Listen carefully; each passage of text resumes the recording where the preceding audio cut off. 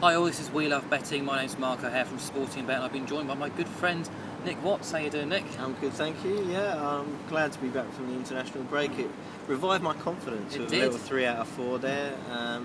Premier League hasn't been kind to me this season. The international football was, but I'm hoping that I'm back on song. Remind us what you backed last week. Oh, I've got to remember now, haven't I? But, well, the Republic of Ireland, I remember. Yes, it was Republic of Ireland. I also backed Belgium to beat Wales, which I think I was on a bandwagon there, but a bandwagon that very that fashionable played out. bandwagon. Yes, indeed.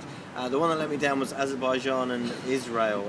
Unfortunately, they could only muster a 1-1 draw, and I went overs. I'm devastated that wasn't the thriller that I was expecting. But old Belarus and Georgia played out a very unlively 1-0, and that unders, which was a bit of a skinny price, but it just felt absolutely nailed on, came in as well. So 3 out of 4, I'm happy with that. Just, Israel goalkeeper made a couple of wonder saves, I'm told, so otherwise it would have been a clean sweep. I would have been chuffed for that. Oh dear. Back to the Premier League then. Yeah. You've got 3 tips for us this week. I'm imagining one of them's going to be QPR to beat Chelsea in the West London derby. Probably not. No. Anyway, kick us off. I know your first tip comes from the live Sky game at 12:45 on Saturday. It does. So take it away. I'm looking at Norwich v West Ham, and I'm thinking there's got to be goals in this one. Norwich, just renowned for their poor defensive play last year, really struggled for clean sheets. Just looking down on my stats here, 13 of 19 Norwich home games saw both teams score. Last season they kept just 3 clean sheets at Carrow Road, so really defensively not up to scratch. And Chris Hughton obviously renowned for being able to organise teams and what have you, but I think at home there's a bit of an onus on them to go and attack. West Ham have shown a bit of a Jekyll and Hyde so far this season. They scored 3 goals in the last game against Fulham, of course conceded 3 against Swansea, so they've definitely got attacking potential. We know that they've got defensive vulnerabilities as well. It's a bit skinny at 8 to 11, but both teams to score. Again, it's one of those that just kind of feels nailed on, really. West Ham, to add to that, were the top scorers away from home in the Championship last year, so they've got a pedigree for scoring on the road. They're not afraid to go and attack teams, and under Allardyce, and I think that adds a lot to it. Norwich, obviously, they've conceded 7 goals already this season in the 3 games they've played, so there's just a lot to kind of point to that for me, and as a result, that 8 to 11 is going to tempt me. I can see that. I think Norwich are always a decent bet for both teams to score, especially at home. So take us away with the second one. Yeah, second one is Fulham. We mentioned them before. They're at home to West Brom. I've been taking West Brom on a lot this season to devastating effect to my accounts. What are you going to do this time? I'm going to take them on again, obviously. I will not be wrong. They're going to lose eventually, and why not away to Fulham? Fulham desperately poor against West Ham. Really, really disappointing. But that's Fulham, isn't it? Absolutely abysmal away.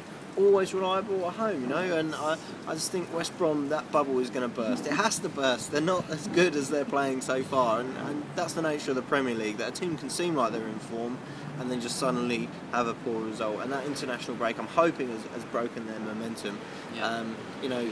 Okay, they've had 2 home wins to 0 and a draw at Spurs, so there's not a lot to argue against them so far, but Fulham, they have been backed in a little bit. I think they're kind of around the even money mark as we're talking now, but they were a touch bigger before, so there's obviously been interest in it. And I think Fulham at home generally, probably you see them at shades of odds on in this game, were West Brom not in that sort of form. So I think maybe the value is there as a result. West Brom, they earned a draw at Craven Cottage last season and actually did okay away, so all the stats seem to point to the fact they can get something, but then you look at their overall record at Fulham and it's not so great. Fulham have won 8 and drawn 5 and lost none of the recent meetings, so you can't see West Brom going there and winning, and it would be sod's law, of course, if they defy me again, but I'm absolutely determined here. Fulham around that kind of even money mark are there to be taken, got to be. I'm really hoping I don't see a 5 PM Twitter rant from you. How can that be? Okay, your final tip from the Premier League. Okay, we're going to Sunderland against Liverpool. It's a 5:30 kick-off. Liverpool, obviously a bit of a work in progress, as their results have shown so far.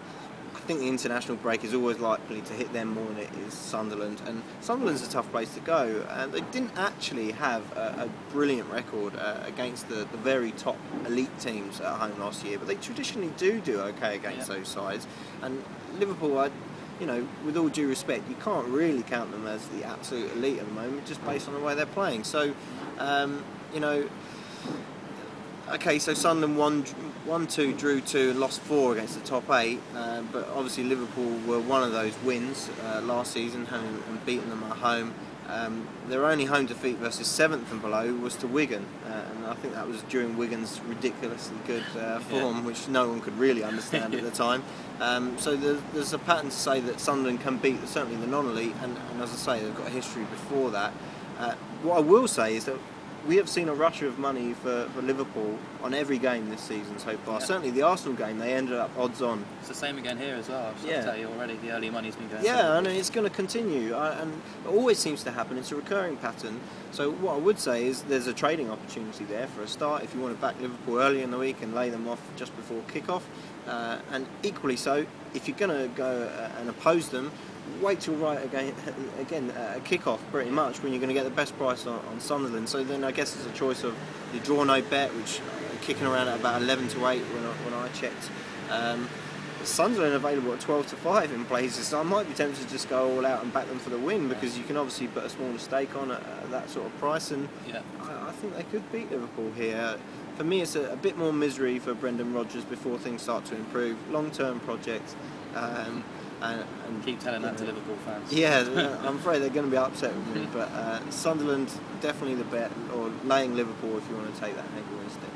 Hopefully no beach balls involved this time. Yeah. When was that, 2 years ago now? Yeah. Well, no excuses, that's what we want, a nice, clean Sunderland win. Remind us what your 3 bets are for this week from the Premier League, Nick. Okay, I'm going both teams to score in Norwich against West Ham. It's around the sort of 8 to 11 mark. Fulham to beat West Brom. Come on, Fulham, you're going to beat West Brom for me now. It's turning into a grudge, this. So Fulham around the kind of evens mark, and then Sunderland to get the better of Liverpool, or at least to get a result. So take your pick of the draw no bet, probably my favourite one at around the sort of 11 to 8. And QPR to beat Chelsea. That's your best bet, yeah, you can have that one. Cheers, Nick.